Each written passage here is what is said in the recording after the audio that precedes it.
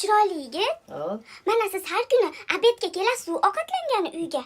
Keyin kech payt ham ishingizdan kelganlar uyga kelasiz, u yoq bu yoqqa bormang. Oshnalaringiz bilan choyxonagami, qaysi bitta joylarga borib kechasi kelmaysiz-da? To'g'ri.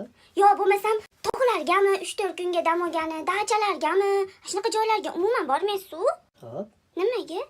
Shunaqa bo'lishini xohlaysizmi?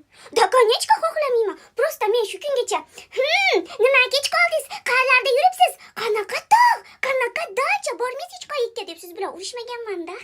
Nimaga? Chunki men huzurda uydan topaman. Uyga kelsam xotirjam bo'laman. Ayniqsa sizni ko'zlaringizni quvonganini ko'rib qilib o'pib qo'yim keladi.